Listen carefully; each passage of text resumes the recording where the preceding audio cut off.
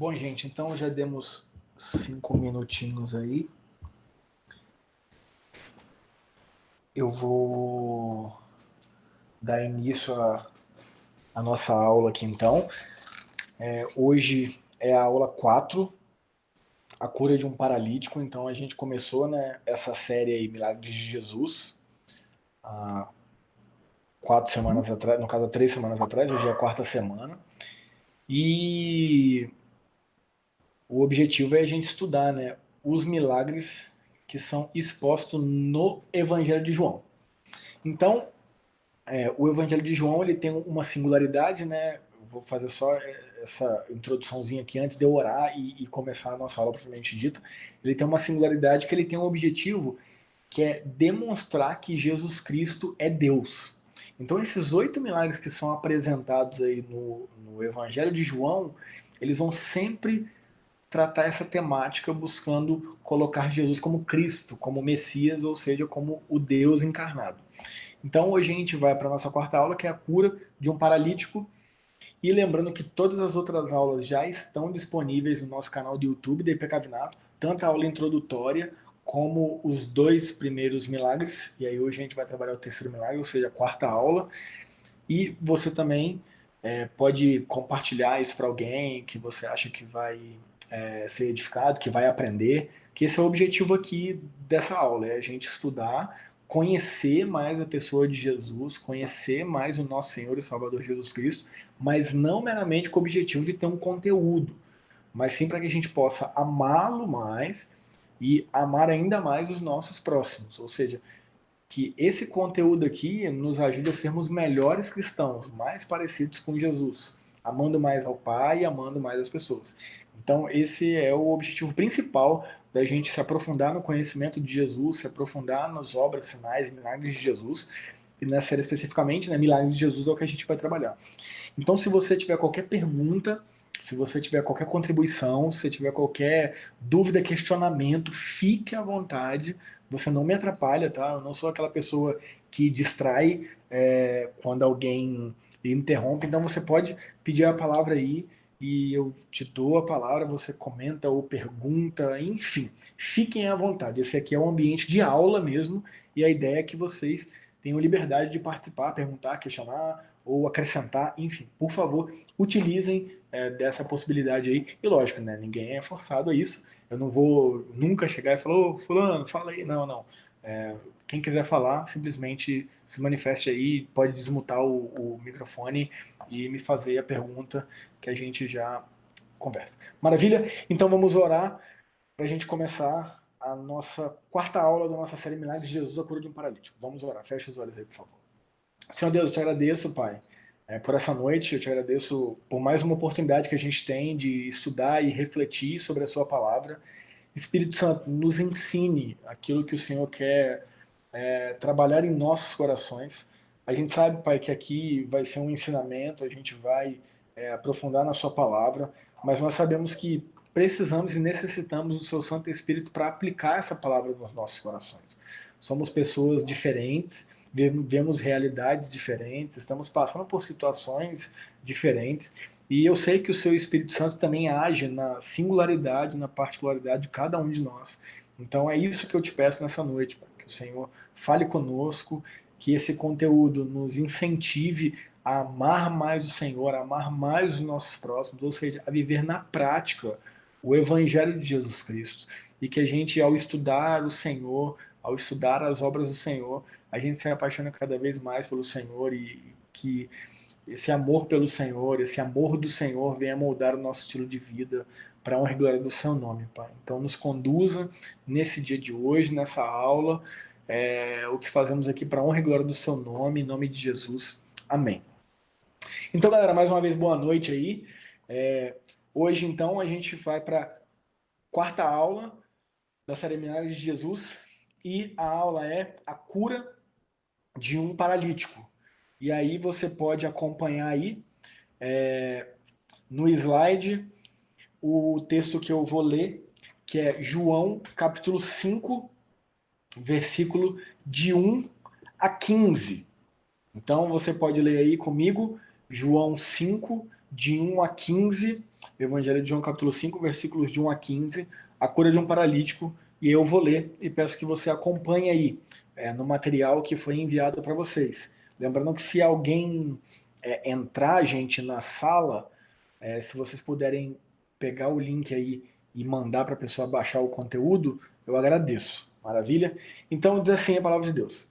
Algum tempo depois, Jesus subiu a Jerusalém para uma festa dos judeus. Há em Jerusalém, perto da Porta das Ovelhas, um tanque que em aramaico é chamado Betesda. Em algumas versões também vem Betsaida, tendo 5 entradas em volta. Ali costumava ficar grande número de pessoas doentes e inválidas, cegos, mancos e paralíticos. Eles esperavam um movimento nas águas. De vez em quando descia um anjo do Senhor e agitava as águas. O primeiro que entrasse no tanque, depois de agitadas as águas, era curado de qualquer doença que tivesse. Um dos que estavam ali era paralítico, fazia 38 anos. Quando o viu deitado e soube que ele vivia naquele estado durante tanto tempo, Jesus lhe perguntou: Você quer ser curado? Disse o paralítico: Senhor, não tenho ninguém que me ajude a entrar no tanque quando a água é agitada. Enquanto estou tentando entrar, outro chega antes de mim. Então Jesus lhe disse: Levante-se, pegue a sua maca e ande. Aí eu vou para o próximo slide aí. Versículo 9. Imediatamente, o homem ficou curado, pegou a maca e começou a andar. Isso aconteceu num sábado. E por essa razão, os judeus disseram ao homem que havia sido curado: Hoje é sábado, não lhe é permitido carregar a maca. Mas ele respondeu: O homem que me curou me disse: Pegue sua maca e ande. Então lhe perguntaram: Quem é esse homem que lhe mandou pegar a maca e andar? O homem que fora curado não tinha ideia de quem era ele, pois Jesus havia desaparecido no meio da multidão. Mais tarde, Jesus o encontrou no templo e lhe disse: Olhe, você está curado. Não volte a pecar, para que algo pior não lhe aconteça. O homem foi contar aos judeus que fora Jesus quem o tinha curado. Então, gente, esse aí é o terceiro milagre do Evangelho de João. E a gente vai estudar então nessa noite aí, nesse dia, as aplicações aí, né, o contexto todo desse milagre e o que isso tem aí a somar e acrescentar nas nossas vidas. Então você pode passar para o próximo slide aí e a gente vai para a introdução. E aí eu coloquei algumas informações aí. O nome Betesda, ou Betsaida, em aramaico significa casa de misericórdia. E é uma descrição adequada de um tanque de água mineral no qual os doentes encontravam alívio e às vezes a cura. Então, gente, só para vocês visualizarem a cena, né? Fala que perto da Porta das Ovelhas, que era chamada Porta das Ovelhas, tinha um tanque chamado Tanque de Betesda, né?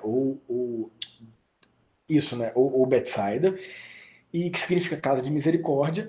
E ali ficavam vários doentes, várias pessoas ao redor ali.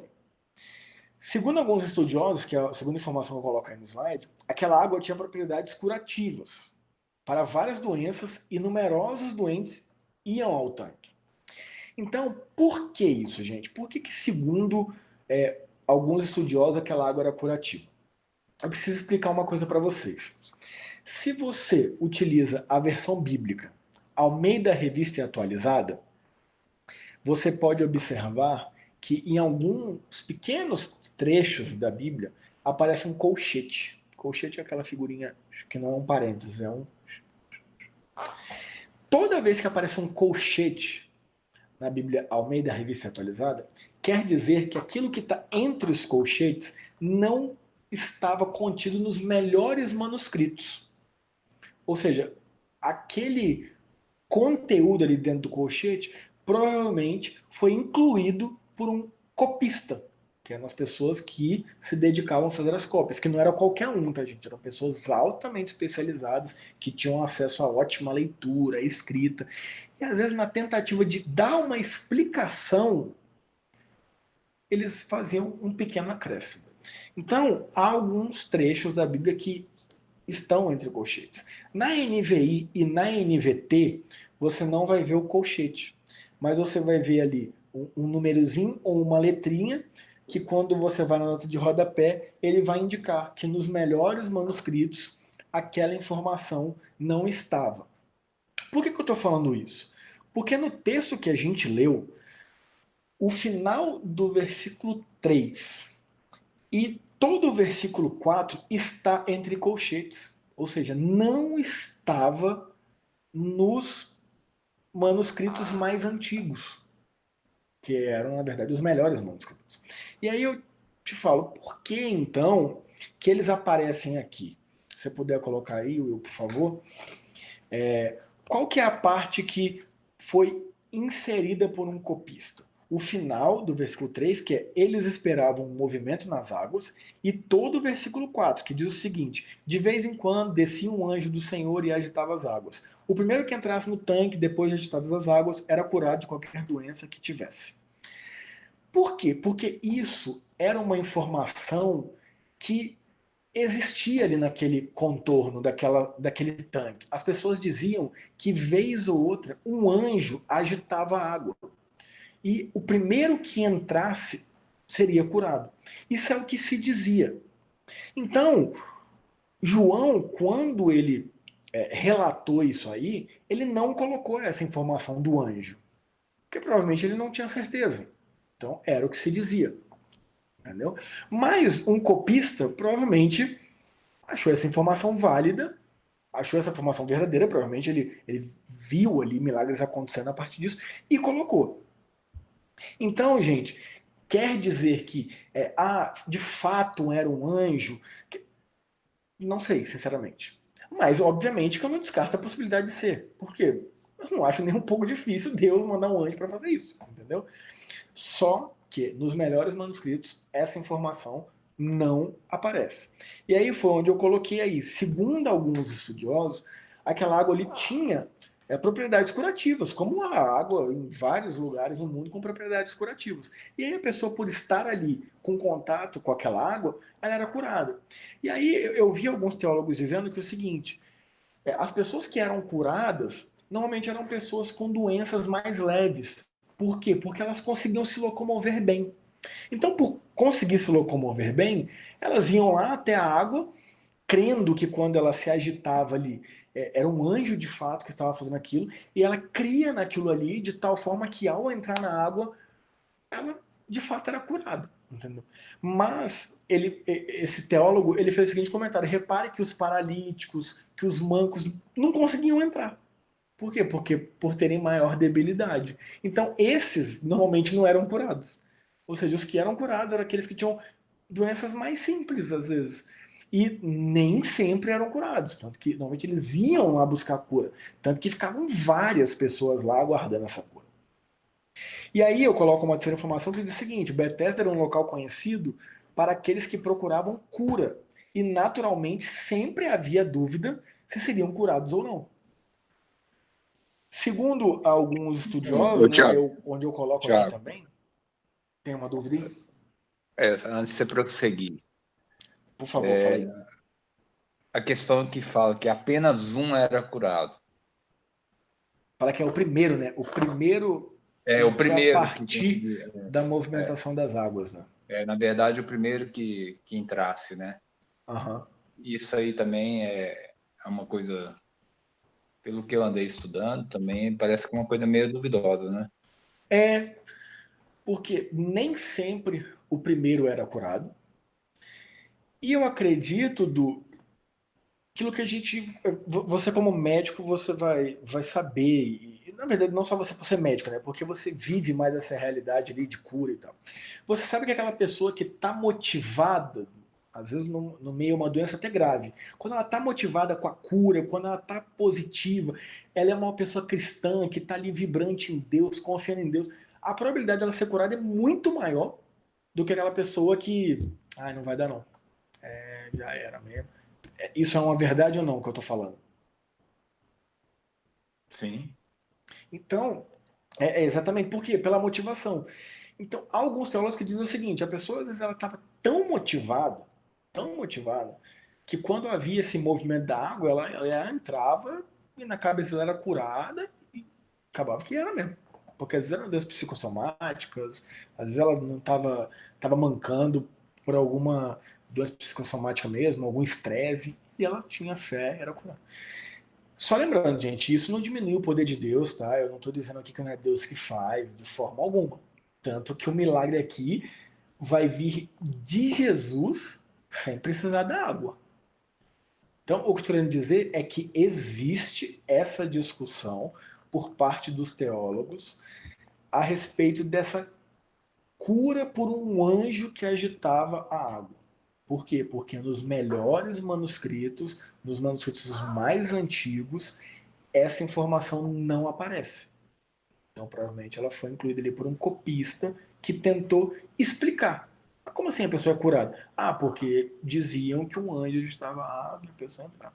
Então, de fato, é uma questão de discussão. Como eu falei, não que eu não vá acreditar que um anjo possa agitar. Sim, pode. Obviamente, pode. Deus pode todas as coisas. Tá? Mas eu não garanto nesse texto aí específico, porque por essa questão do colchetes aí, ou seja, não está nos principais e manuscritos mais antigos aí. Sacou? Posso continuar? Tá mutado aí, Edu. Não, tranquilo. Tranquilo? Valeu. Então, e aí olha o que tá aqui na última informação da introdução aí, né?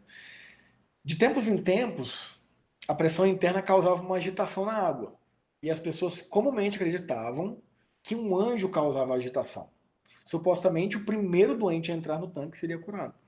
Então, é o que a gente falou aqui, né? Segundo alguns estudiosos, era um tanque ali que tinha uma questão de pressão interna e tudo, questão de ar, pressão, e aí, vez ou outra. Igual, por exemplo, você tem aquele filtro de água na sua casa, que é aquele filtro que tem aquele galão.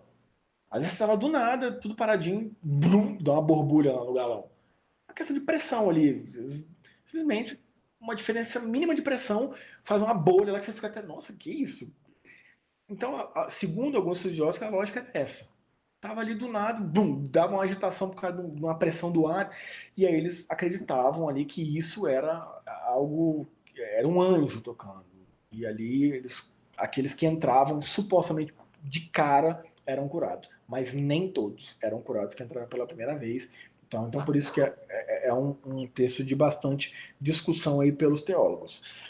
Então eu tô assim, gente, mostrando isso para vocês para mostrar que a Bíblia, a teologia, ela é uma ciência, que existem vertentes. Então, por exemplo, você pode chegar e falar assim, não, pastor, para mim é isso aí mesmo, era um anjo mesmo que agitava.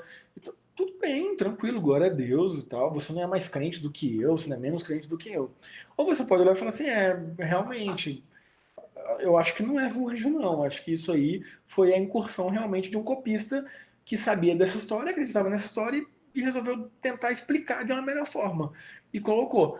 Então, eu só estou querendo mostrar para vocês que isso não é pecado, sabe? Analisar a Bíblia dessa forma, discutir a Bíblia dessa forma. Ninguém está dizendo aqui que Deus não é Deus, ninguém está dizendo aqui que, mas pera, Deus que inspirou, aí inspirou um negócio errado. Não, gente, a gente está falando de um copista, de uma pessoa que está fazendo uma cópia, entendeu?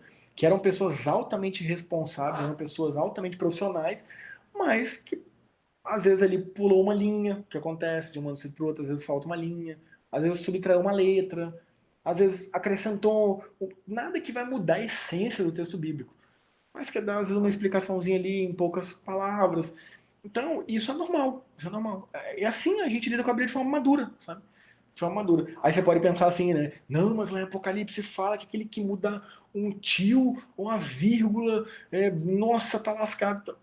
Aquilo ali, gente, está sendo dito de mudar no sentido de mudar para corromper, mudar para enganar, mudar para oprimir, que é o que muitos pastores fazem aí nas igrejas hoje, né? Mudam todo o contexto para usurpar dos bens do povo, para oprimir, para dominar, para controlar o povo. É isso que Jesus está condenando lá em Apocalipse. Não é mudar no sentido de, por exemplo, a tradução NVI da NVT mudou. Nossa! E outra, o texto original era em grego. Não, fez uma tradução, mudou uma palavra, porque às vezes há problemas de tradução.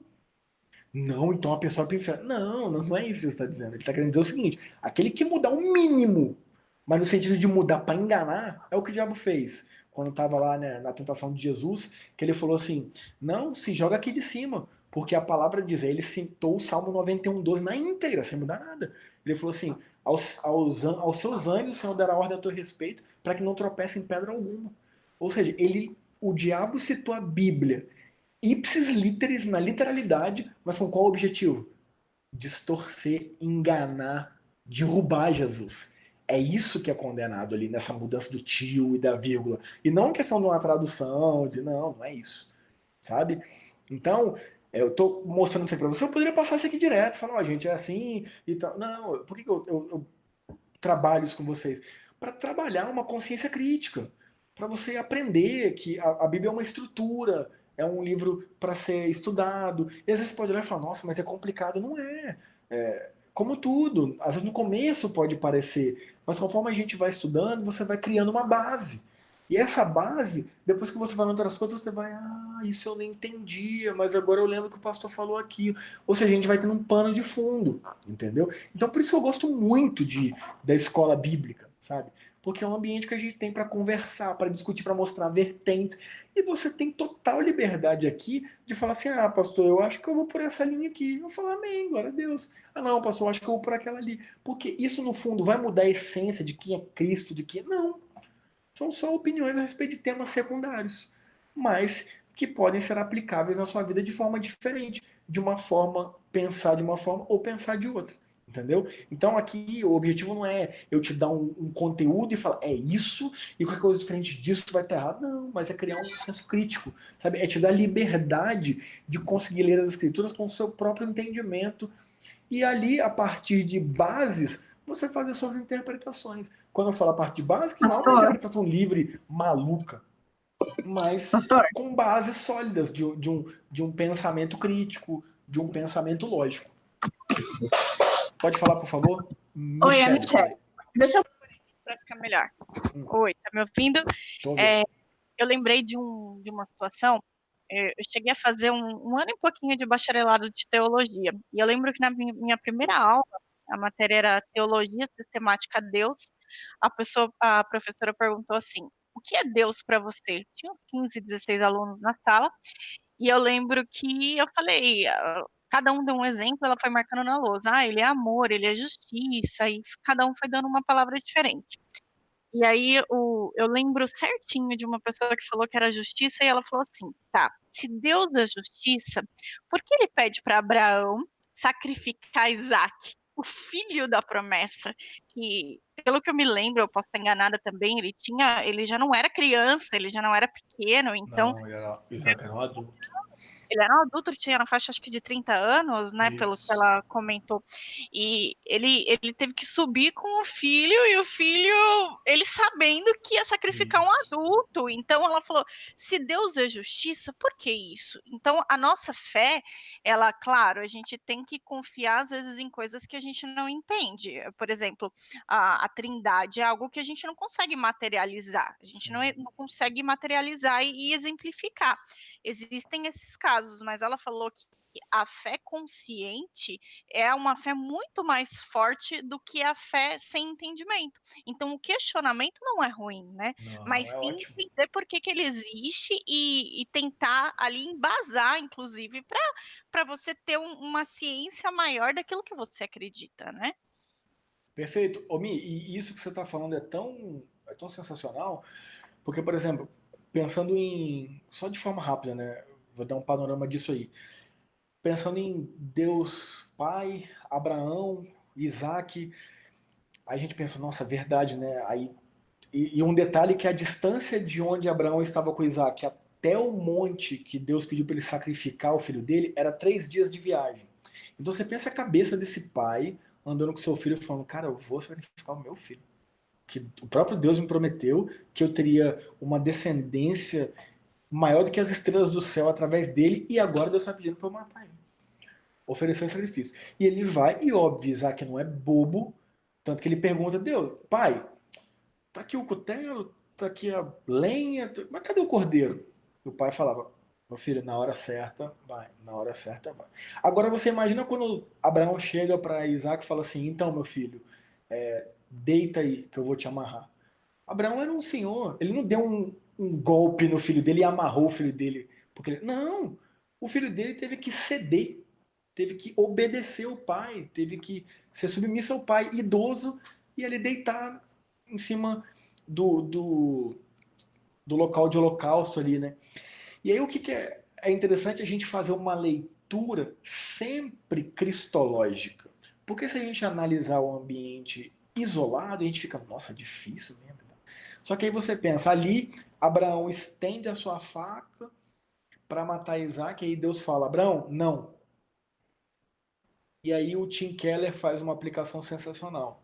Ele fala, naquele momento, Deus Pai tira o cutelo da mão de Abraão e finca no seu próprio filho Jesus. Ou seja, ele poupou o filho do pecador, mas não poupou seu próprio filho por amor a nós.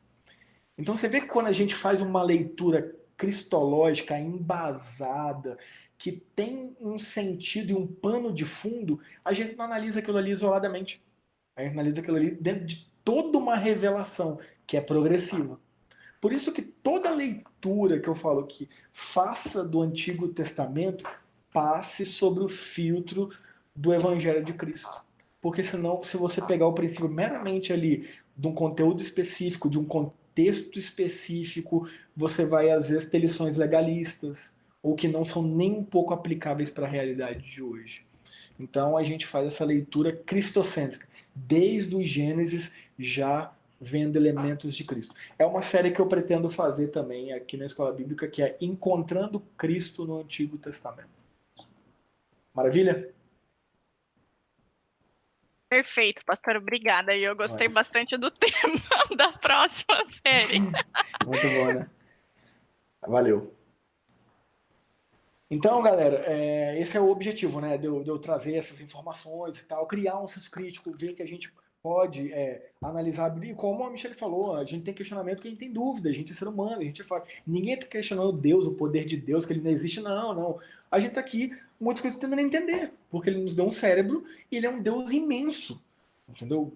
Que não cabe na nossa mentalidade limitada. Então a gente está aqui, né, desenvolvendo uma mentalidade crítica, muito temente a ele, muito humilde diante dele para estudar e aplicar isso nas nossas vidas, para a gente ter conhecimento e viver isso de forma prática.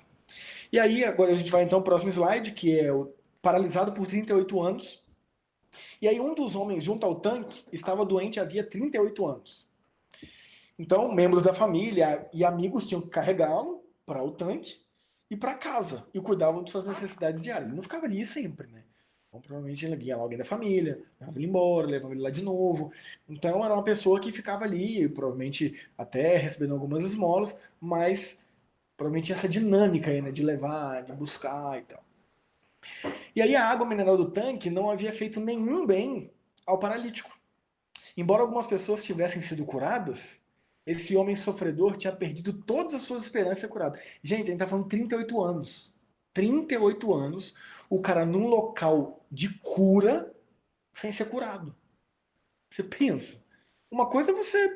Já deve ser dificílimo você ter uma debilidade, uma deficiência e tê-la e não ter cura. Agora você imagina você pensar que você tem uma debilidade e você está num local que é propício à cura e você vê pessoas ali sendo curadas. E você pensa, nossa, nunca chegou minha vez. Nunca minha vez. Nunca minha vez. Por quê? Paralítico, né? Movimentos lentos. Quando acontecia da movimentação da água, você acha que era um paralítico que ia entrar primeiro? Provavelmente era alguém que tinha um problema na mão, um início de lepra aí, né? Hanseníase, algo pequeno. Então essa pessoa que ia lá e entrava primeiro, entendeu? E aí, o que acontece? Entra o nosso Senhor e Salvador, Jesus Cristo, na cena. E ele vai até o homem e pergunta há quanto tempo ele estava doente. E teve piedade dele e perguntou, você quer ser curado? Então, eu acho sensacional a forma que a gente está estudando aqui Jesus nesses milagres. Não existe regra, não existe padrão. Ele chega para esse homem que não o conhece, nunca viu na vida, falou, quanto tempo está aí?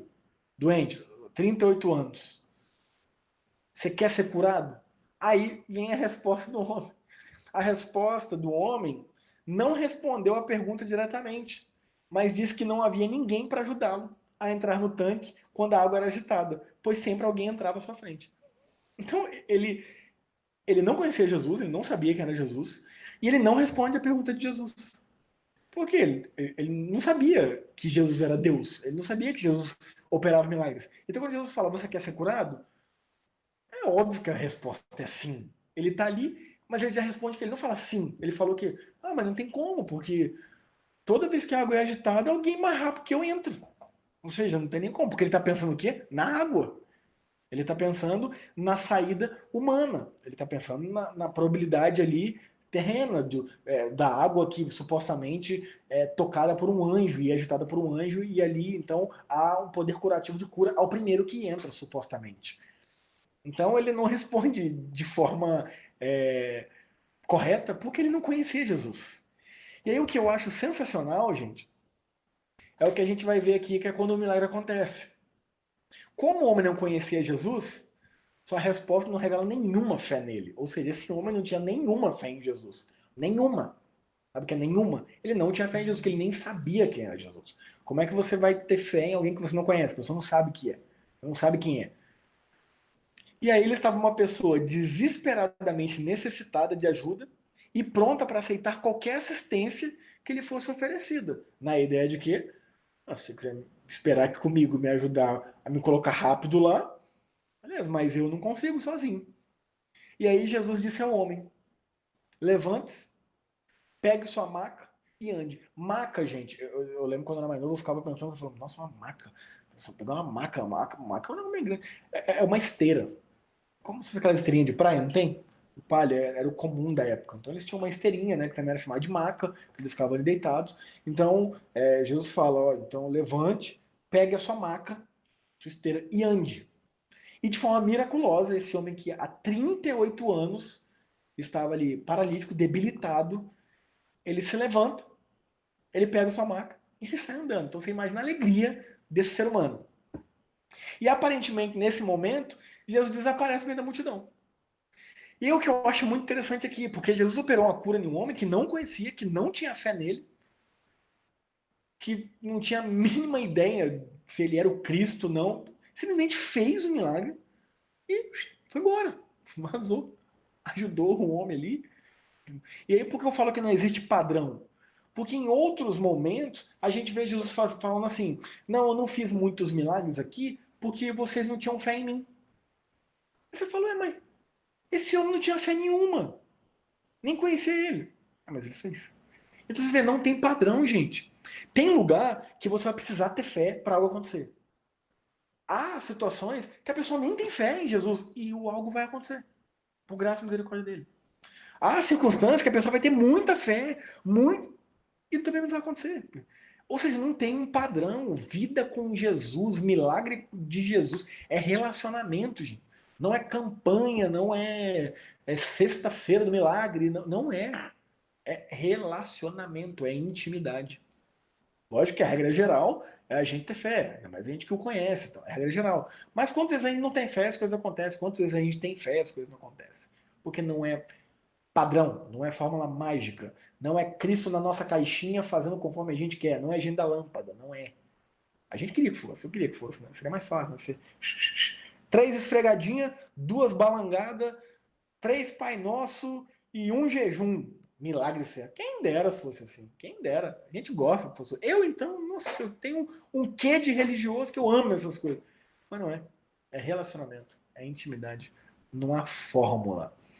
E aí, então, quando o milagre acontece, Jesus desaparece. O homem, ele empolgadão andando, Jesus sai fora do meio da multidão. E aí tem um problema. Que essa cura foi feita no sábado. Ou seja, no dia de descanso, no Shabá, que é de onde então origina a palavra sábado, sétimo dia. E aí, ao pegar sua maca, o ex-paralítico obedeceu a Jesus e saiu caminhando pelas ruas de Jerusalém, um empolgadão, provavelmente caminho de casa, né? Tá indo embora felizaço, logo da família e tal. Mas ele foi obrigado a parar imediatamente pelos fariseus, que o acusaram de não guardar o sábado. Então, simplesmente porque esse homem estava carregando ali a sua esteirinha indo para sua casa, ele é acusado de não estar cumprindo o sábado. Por quê? Aí você vê aí no outro ponto. A Escritura dizia explicitamente para não carregar carga no sábado. Isso aí está lá em Jeremias 17, 22. Mas o simples fato de carregar sua maca não podia ser qualificado como uma carga. Mas os fariseus não mostraram qualquer misericórdia, pois eram limitados a seguir a lei à risca. Então eles não querem nem saber do contexto. Tá carregando uma maca, uma esteirinha no dia que não deve. Não, que isso, rapaz? Como você está fazendo uma coisa dessa? Carregando, não pergunta por quê, não quer saber a razão. A religião é assim, gente. A religião não vai olhar a religiosidade, melhor. A religiosidade não vai olhar contexto. O religioso não vai olhar circunstâncias, não vai olhar nada. Não vai olhar pano de fundo, ele vai olhar o fato e já vai, ó, toma, condenando, julgando, apontando, sentenciando. É o que esses homens aqui, né, fariseus, fizeram. E aí é o que eu coloco no outro ponto. Em vez de se alegrarem pelo fato de que um paralítico fora curado de sua impossibilidade de anos, mais especificamente 38 anos, os fariseus o acusaram de quebrar a lei, tirando toda a alegria do homem podendo andar novamente. Então você pensa, você está empolgado, está ali completamente vibrante, que há 38 anos você estava preso de poder se locomover. Você tá andando carregando a sua esteirinha, vem um grupo que era muito influente ali na cultura judaica, tanto religiosa como política, e já vem te colocando o dedo na cara, falando, você não pode, tá errado isso aí, e você tá em pecado.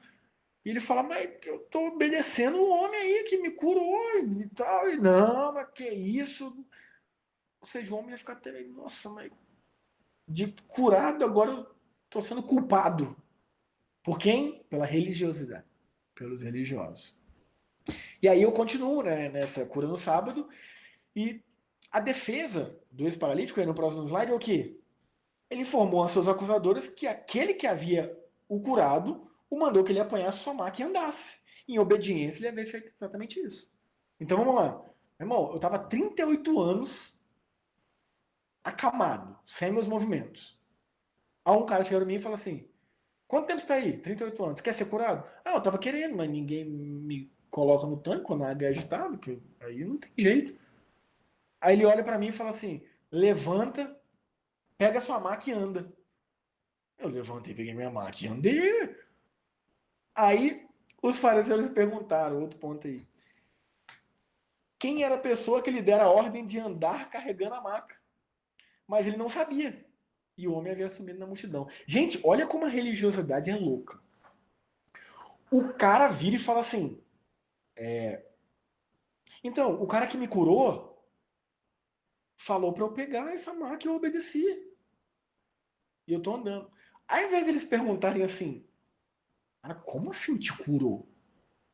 Quem te curou? Como te curou? Ao invés deles verem um milagre, eles olham para a lei. Não, mas quem que é esse cara? Como assim manda você carregar a maca no sábado? Não, que isso? Que absurdo é esse? Você consegue ver como que a religiosidade é algo louco, é cego? A pessoa não vê o milagre.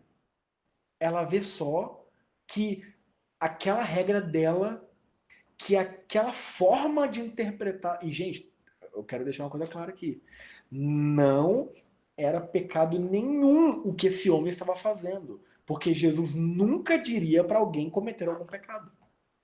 Porque tudo bem que pela lei judaica veterotestamentária era proibido carregar carga no sábado. Ou seja, trabalho, cansaço, porque tem que descansar. Então, um dia de descanso. Mas não é o caso dele. Não é o caso dele. Ele está carregando a sua esteira porque ele acabou de ser curado. Ele não está carregando, fazendo uma mudança, ele não está trabalhando. Não, ele simplesmente está indo para casa. Mas a religiosidade não permite ver o milagre. Ela só permite ver a regra. Ela só permite ver a regra. Regra.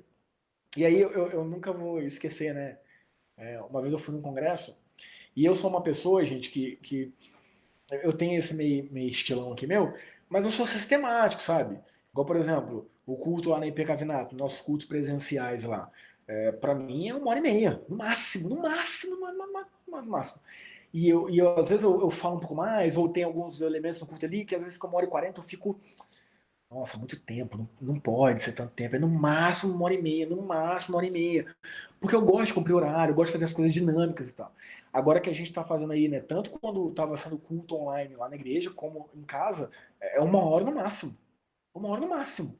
2 músicas de louvor, a liturgiazinha enxuta, uma mensagem, 1 hora tá de bom tamanho. Teve uma vez que ficou 1h07, eu já fico meio.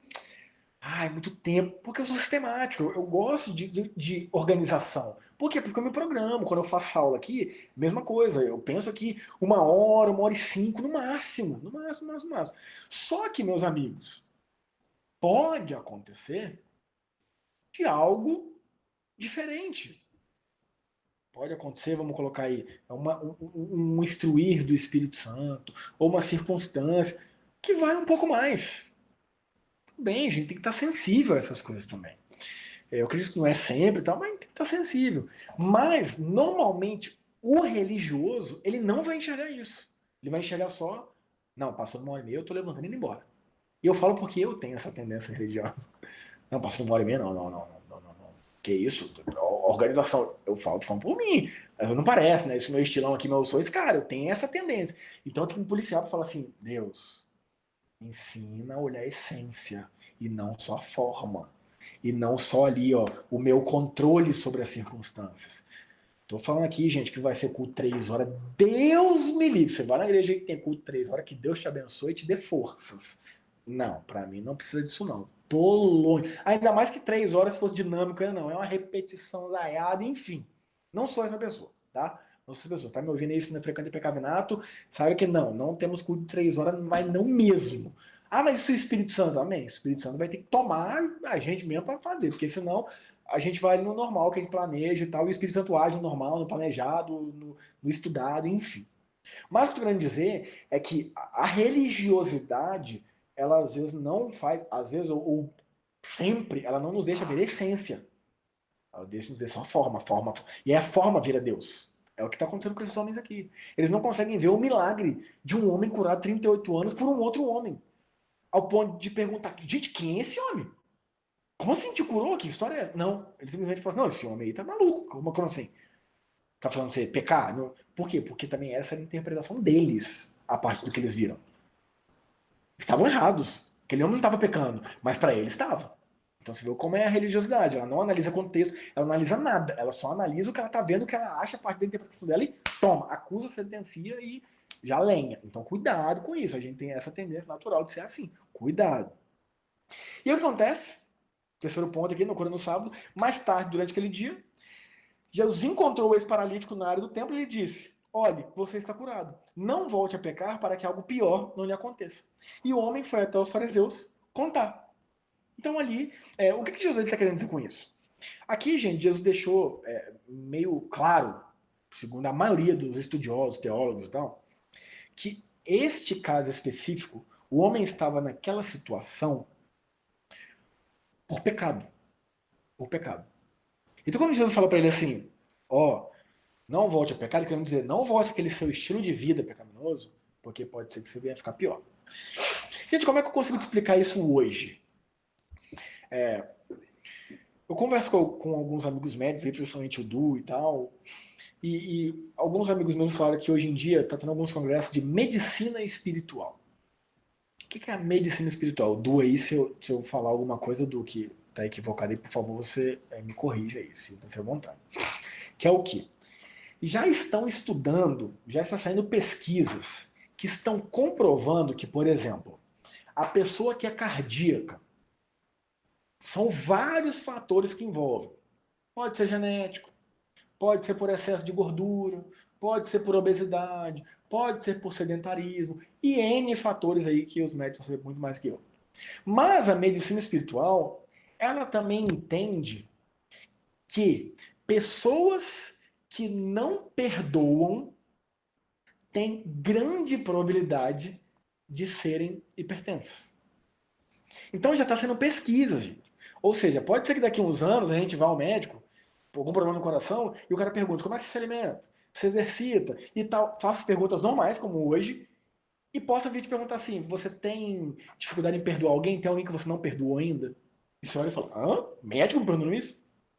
Ah, tem, meu pai. Ah, então acho bom você perdoar, porque isso aí com certeza interfere na sua saúde cardíaca. Então, gente, o que eu vejo quando eu tô vendo essa medicina espiritual, que é algo novo, o Du tá falando, hein? Que é algo novo, sabe? Que é algo que está aí sendo revolucionário, que na verdade na medicina chinesa isso já existe há muito tempo, que eles entendem que muito daquilo que a gente sente, que a gente vive, interfere no corpo e etc, etc, etc.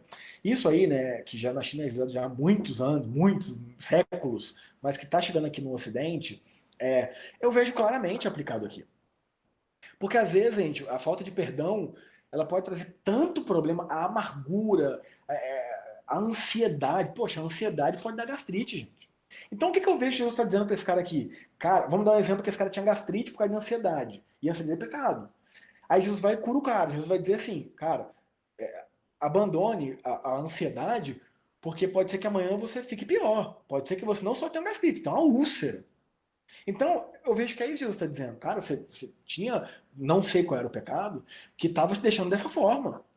Então, assim, abandona esse estilo de vida que você tinha para que você não fique pior ainda. Entendeu? Então, é nesse sentido que eu estou dizendo que o pecado deixou esse animal. Não estou dizendo, tipo assim, ele pecou e se lascou. Gente, se fosse assim, todo mundo aqui tava lascado.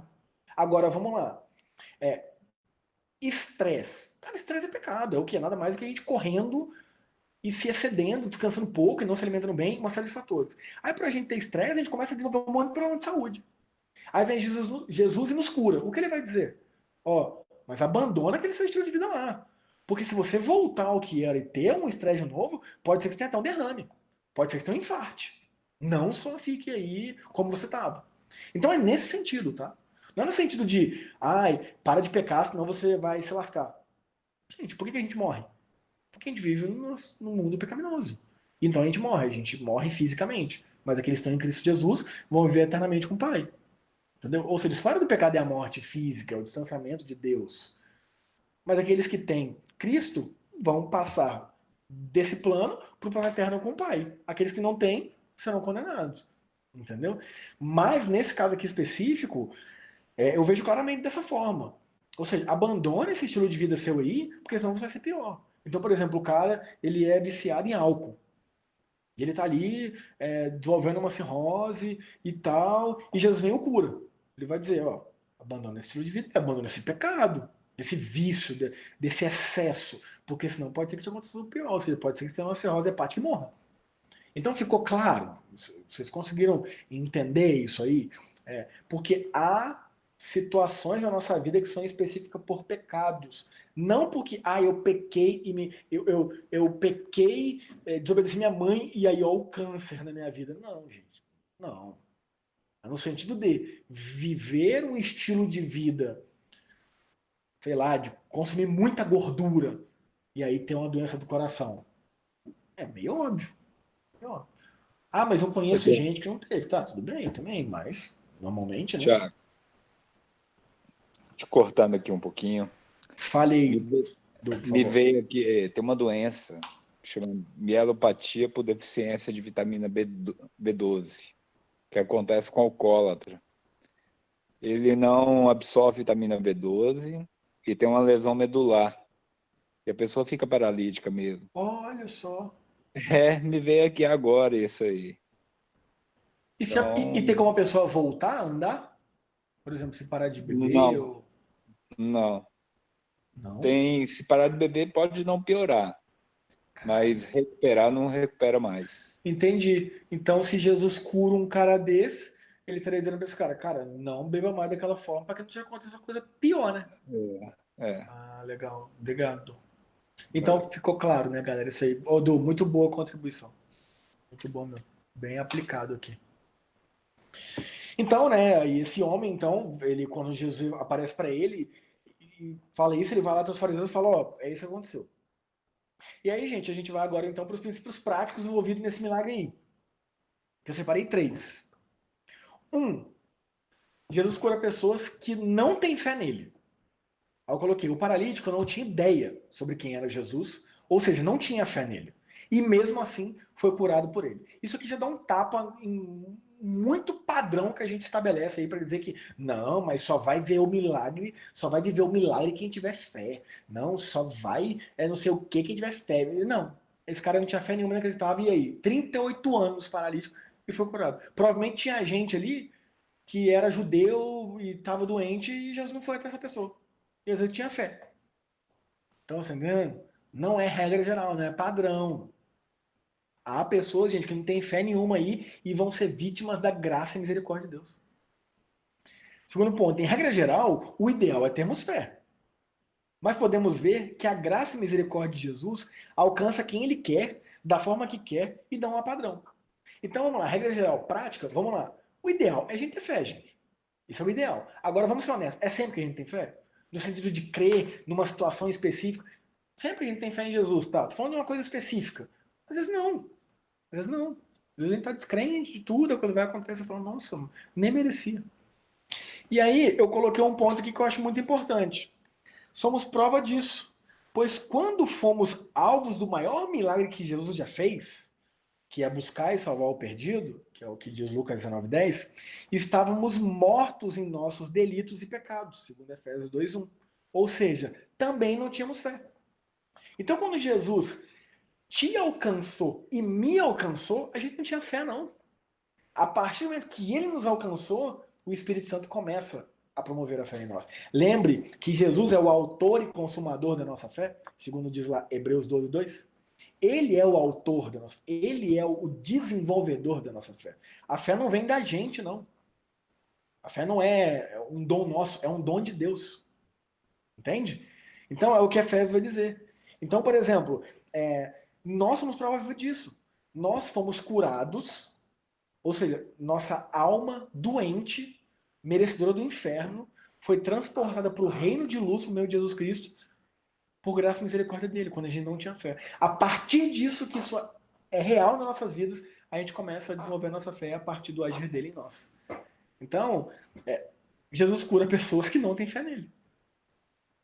Todas as pessoas que ele cura para a eternidade não tinham fé nele, que foram salvas. Mas também curas físicas. Há pessoas que são curadas fisicamente que não têm fé nele.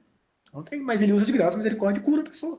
Por um plano que às vezes ele não vai entender, que a gente não alcança, que a gente não sabe, enfim. Então esse é o primeiro padrão. Desculpa, esse é o primeiro ponto prático envolvido. Não existe padrão para isso não, gente. As pessoas que estão dizendo aí um monte de coisa, é isso, cria um monte de normatização, um monte de regra, que quando você vai para os evangelhos, quando você vai para Cristo, você olha e fala assim, nada disso, tem nada disso, nada disso. Então entende a importância da gente estudar, da gente analisar, isso amadurece a gente. Isso nos faz conhecer ainda mais Jesus e se relacionar cada vez mais com ele. É o que eu estou falando, gente. Não é padrão, não é regrinha, é relacionamento.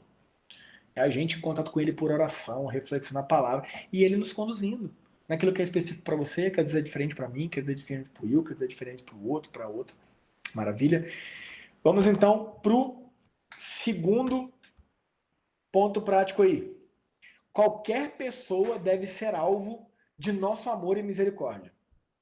Independente se a pessoa é cristã ou não, tem fé ou não, segue nossos princípios ou não, precisamos demonstrar praticamente o nosso amor e misericórdia pelos nossos próximos. Mateus 7,12 vai dizer, tudo aquilo que você gostaria que fizessem por você, faça você pelo outro. Jesus aqui curou um homem que nem o conhecia, que não tinha fé nenhuma nele, e simplesmente curou e foi embora. E em outro momento ele foi lá e falou a respeito de pecado, de essência. Mas a princípio, ele foi lá e fez.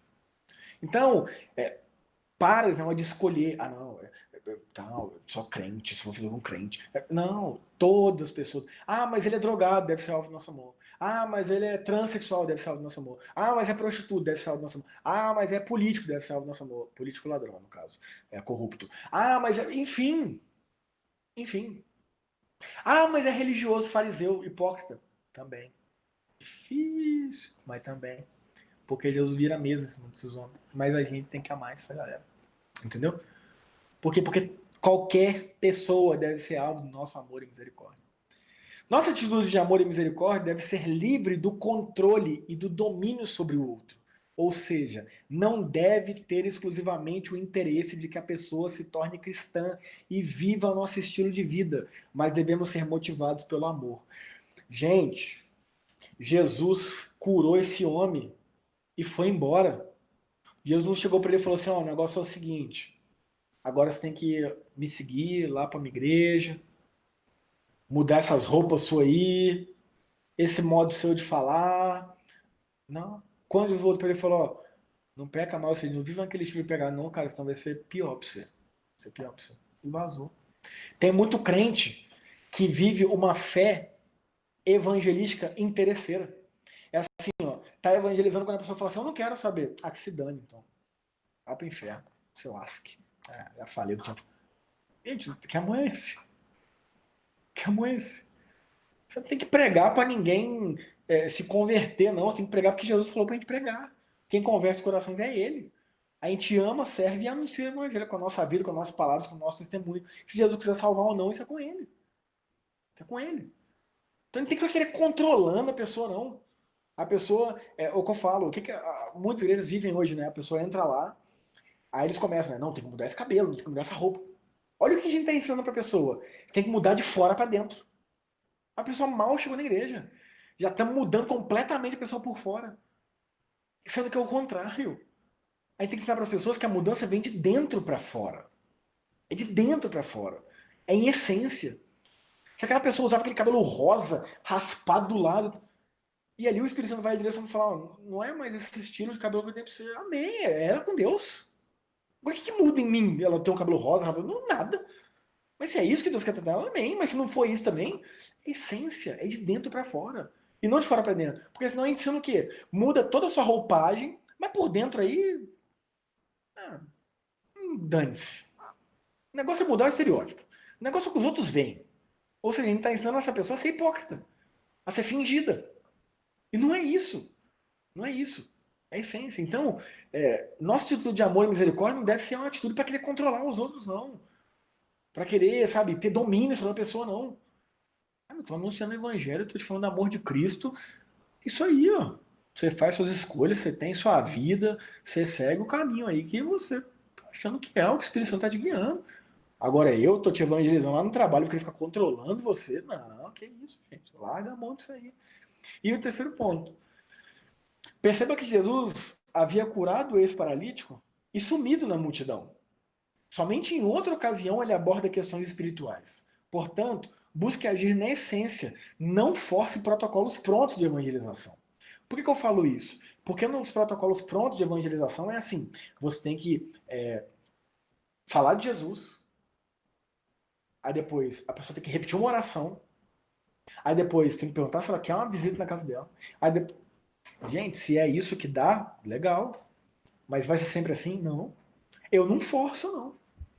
Às vezes tem situação que eu vou falar, vai ter situação que eu não vou falar, eu vou agir, vai ter situação que eu vou falar e agir, vai ter situação que eu vou vacilar, que eu não vou nem falar nem agir, sabe? Mas eu não gosto dessas coisas de protocolos prontos. Gente, eu sou super a favor de evangelização explosiva, eu sou super a favor de impactos evangelísticos, que ali de forma rápida, ali sim, há alguns protocolos e tal, mas no dia a dia é essência, sabe?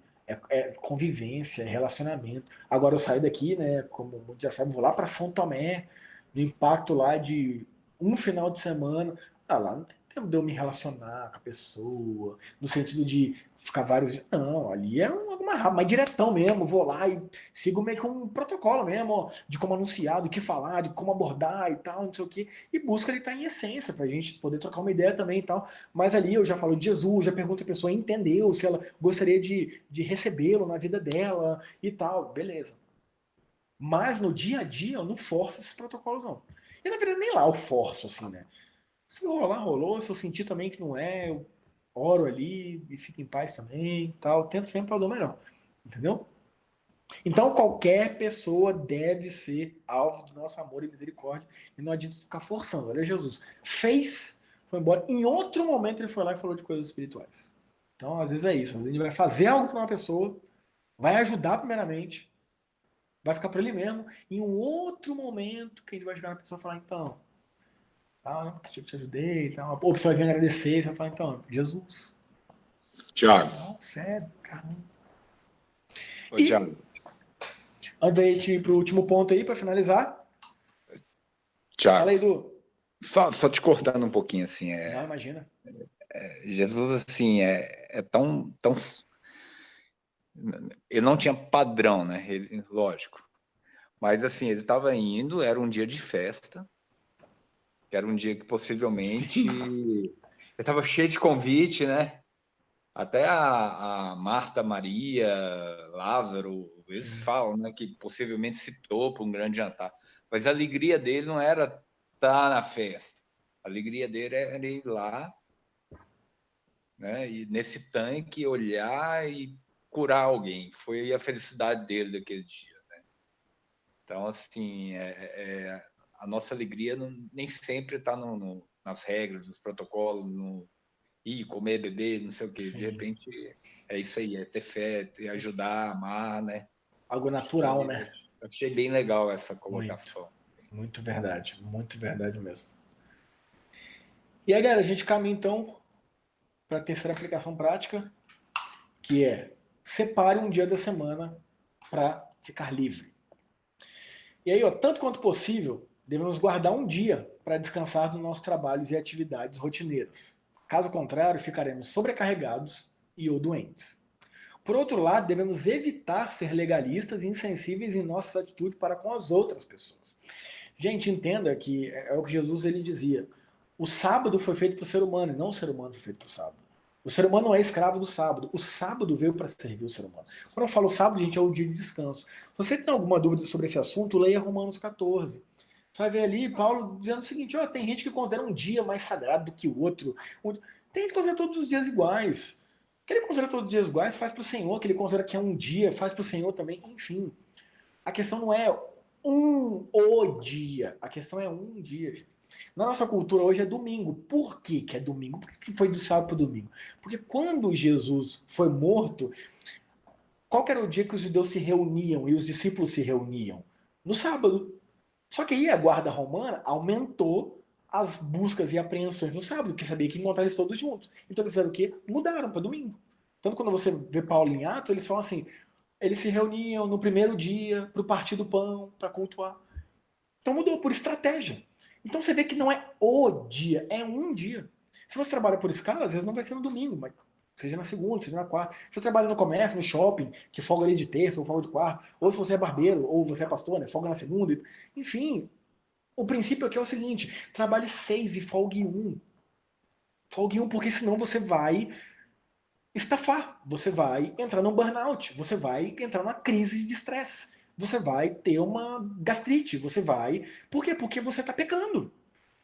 Pecando não porque, trabalhar é pecado. Não, porque você está fazendo um princípio que Jesus falou para você não fazer. Trabalhar 7 dias vai dar ruim. E o que é um pecado? É fazer algo que te prejudica. E Deus sabe disso, então por isso que ele vai e coloca a regra. Cara, não faça isso. Descanse um dia. Então, agora quando eu estou dizendo isso, a gente deve ser juiz para nós, não para o outro. No outro não deve. Olha lá, o fulano trabalha 7 dias, olha lá, é viciado, olha lá, é capitalista demais. Não. Para o outro, você olha com graça. Vai lá conversar com ele. Você sabe por que ele está trabalhando tanto assim? Às vezes ele está trabalhando tanto assim porque ele está precisando ajudar alguém da família dele que está necessitado. E aí você que está julgando, você poderia falar assim, não, então, cara, é o seguinte, eu tenho uma grana boa, trabalha 6 e eu te pago esse 7º dia aí para ajudar a sua família, e aí você descansa, porque senão você vai ficar doente, cara. Você é meu irmão, minha irmã em Cristo. Mas não, né? Aí quando ele fazer isso, ele ficou o quê? Julgando, apontando o dedo. Então o que Jesus está falando aqui. E é o que os fariseus fizeram, né? Eles não viram o contexto do cara dele estar carregando aquela esteira.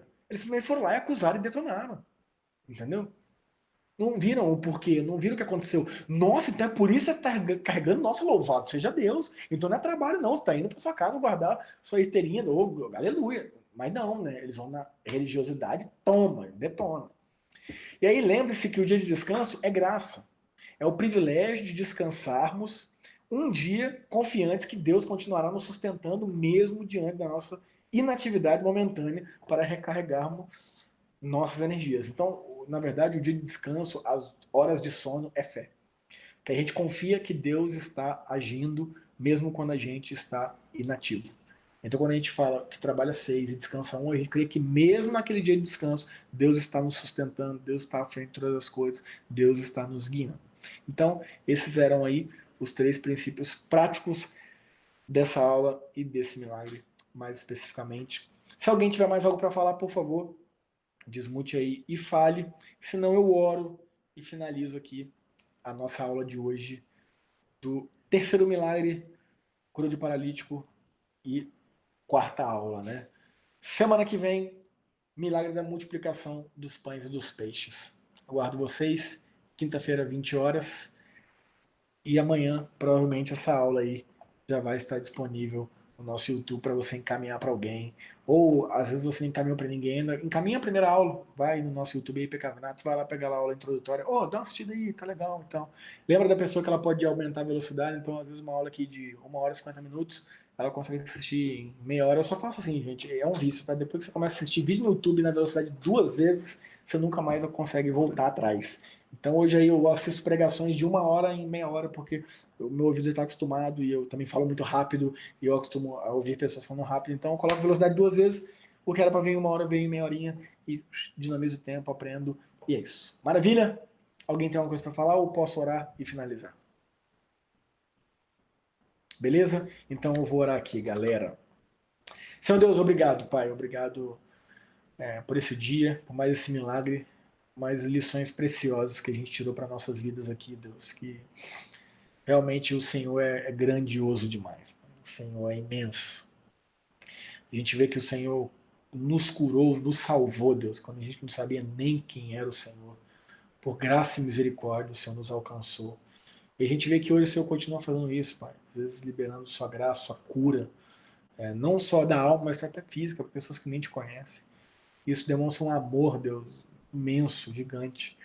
Nos ajude, Espírito Santo, a sempre viver o nosso amor, a nossa misericórdia, sem ver a quem, sem ficar analisando, não simplesmente viver o que Cristo nos ensinou, amar, servir, levar o Evangelho com a nossa vida, com a nossa essência.